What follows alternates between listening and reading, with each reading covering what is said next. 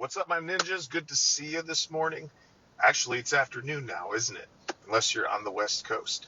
Hey, if you're tuning into this live, will you please just write live down in the comments? And if you're tuning into this on a replay, will you put replay in the comments?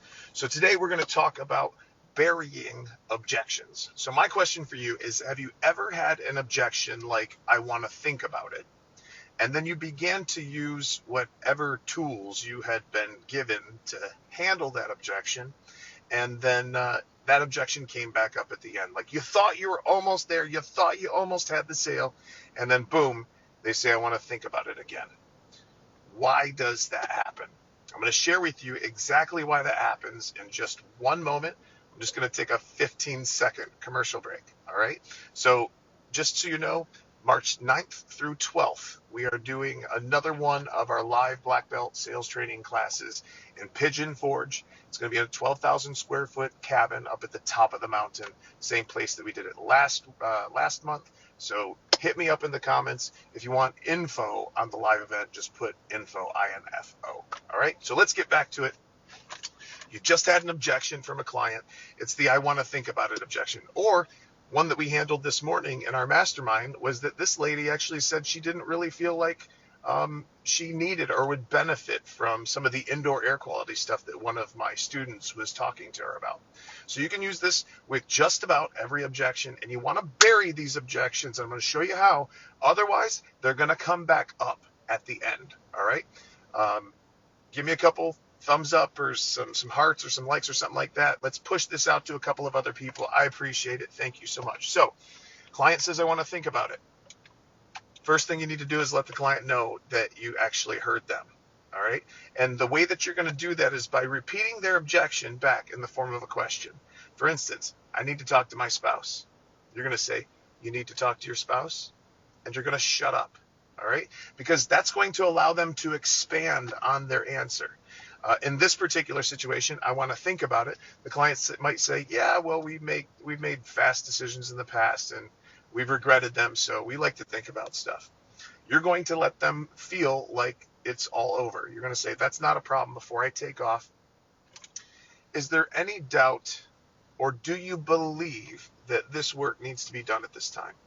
Wouldn't that be good to know? Wouldn't it be good to know that if they actually thought there was a problem? How many of your clients out there are not buying because they're not convinced that there's actually a problem or that something needs to be done? So you're going to ask them, do you truly believe that this work needs to be done at this time? They're going to respond. If they say no, they don't. There's no reason to try to close anything right now because they don't even believe that they need it. But if they tell you, yes, I do believe that the work needs to be done, you're going to ask them why. Now, why would I ask somebody why after that question? I want to find out why they feel that it needs to be done. They're going to share with me, basically give me a report card about how I did. They're going to have a hard time doing this, okay? So they're going to give you answers like, well, it's been breaking down on us a lot, or it's getting old, or whatever, depending on the product that you're working with.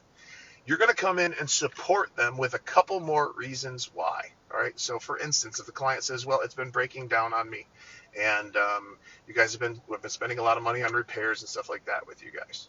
Right. At that stage of the game, you can say, plus, you know that the parts are hard to come by. You could be without air conditioning or heating or electrical or plumbing service for overnight or longer. Give them additional supporting reasons. Okay. Why they are right. Okay. People like to be right. Second question, you got to figure out whether or not they trust you. So you're going to ask them, do you trust me? Do you feel like you can trust me and my company to do this job right for you? They're going to have to answer yes or no. It's going to be hard for them to say no. So if they say yes, I do trust you, again, you want to ask them why. Why do you feel that way? Right? You're getting them to kind of sell themselves on why you should be the company to do the job. After they get done spitting out one or two answers, you want to give them 3 or 4 or 5 more reasons.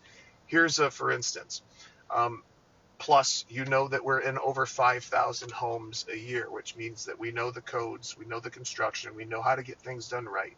Your job's not going to be a testing ground or a training laboratory. It's going to get done right the first time, which is going of doing business with your company, and not just the feature. You guys are talking about a lot of features.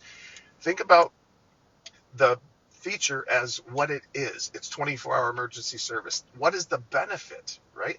The benefit is that they're not going to be sleeping in a hot house overnight or having to take another day off of work, which is going to save them time, aggravation, and money. It's also convenient. All right.